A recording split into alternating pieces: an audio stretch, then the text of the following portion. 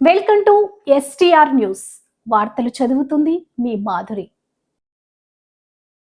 వరి ధాన్యం కొనుగోలు కేంద్రాన్ని ప్రారంభించిన దేవరకద్ర ఎమ్మెల్యే జి మధుసూదన్ రెడ్డి. మహబూబ్ నగర్ జిల్లా దేవరకద్ర నియోజకవర్గం మూసాపేట మండలంలోని జానంపేట గ్రామంలో పోల్కంపల్లి సొసైటీ వారి ఆధ్వర్యంలో ఏర్పాటు చేసిన వరి ధాన్యం కొనుగోలు కేంద్రాన్ని ప్రారంభించిన దేవరకద్ర ఎమ్మెల్యే జి మధుసూదన్ రెడ్డి.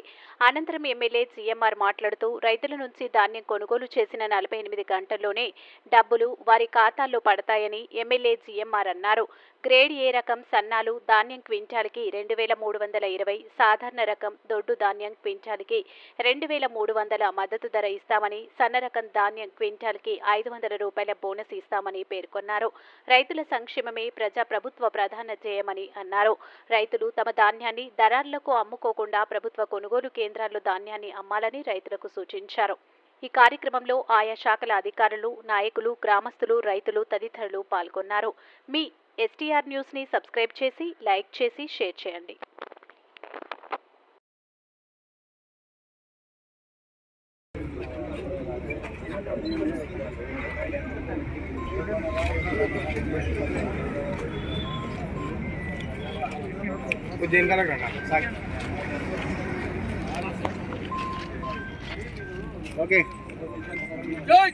అందరికీ నమస్కారం.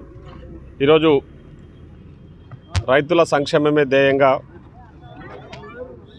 రైతులకు ఎలాంటి ఇబ్బందులు కలగకుండా రైతులు పండించిన పంటను సకాలంలో ప్రభుత్వం కొనాలనే కృతనిశ్చయంతో ఈరోజు కొనుగోలు కేంద్రాలను ప్రారంభించడం జరిగింది. ఇంకా ఒక 5% కోతలు కూడా షురూ కాలేదు. అప్పుడే ఆల్రెడీ కొనుగోలు కేంద్రాలను ఏర్పాటు చేసి అన్ని ఏర్పాట్లు కూడా పూర్తి చేయడం జరిగింది. ముఖ్యంగా IKP సెంటర్స్ ద్వారా, అదేవిధంగా PSCS సెంటర్స్ ద్వారా కూడా ఈ కొనుగోలు కేంద్రాలు ప్రారంభించడం జరిగింది. మన మహబూబ్నగర్ జిల్లాలో దాదాపు 186 కొనుగోలు కేంద్రాలు ఏర్పాటు చేయడం జరిగింది. అందులో 106 కేంద్రాలు IKP ద్వారా, మిగతావి PSCS ద్వారా ఏర్పాటు చేయడం జరిగింది. దాదాపు మన మహబూబ్నగర్ జిల్లాలోనే 1,25,000 ఎకరాలలో 1,25,000 ఎకరాలలో ఈ వరి సాగును వేయడం జరిగిందని చెప్పేసి అధికారులు చెప్తా ఉన్నారు. దాదాపు 3 లక్షల మెట్రిక్ టన్నుల వరి ధాన్యము సేకరణే ధ్యేయంగా ఈరోజు మనము ముందుకు పోతా ఉన్నాం. ముఖ్యంగా నేను ఒకటే రైతులకు కానీ అదేవిధంగా అధికారులను కూడా ఒకటే అంటే విజ్ఞప్తి చేస్తూ ఉన్నది ఒకటి ఏంటంటే, ముఖ్యంగా గత వర్షాకాలంలో చాలామంది రైతులు వడ్లు పండించుకున్న వడ్లను అంటే కొందరు ముఖ్యంగా BRS పార్టీకి సంబంధించిన నాయకులు తప్పుడు ప్రచారాలు చేయడం వల్ల కాంగ్రెస్ పార్టీ వడ్లు కొనదు, కొన్నా డబ్బులు ఇవ్వరనేదో తప్పుడు ప్రచారం చేసి కాంగ్రెస్ పార్టీ మీద నెపనెత్తే ప్రయత్నం చేయడం వల్ల చాలామంది బయట అమ్ముకున్న విషయం మనందరికీ కూడా తెలుసు. తర్వాత కాంగ్రెస్ ప్రభుత్వం మనం వడ్లు కొన్న వడ్లకు మద్దతు ధరతో పాటు సన్న వడ్లకు బోనస్ కూడా ఇచ్చిన విషయం మీకు అందరికీ కూడా తెలుసు. సో ఈరోజు ఆ బోనస్ విషయాన్ని చూసిన తర్వాత చాలామంది ఎవరైతే బయట అమ్ముకున్నారో వాళ్ళందరూ కూడా బాధపడ్డ విషయం కూడా మనకు తెలుసు.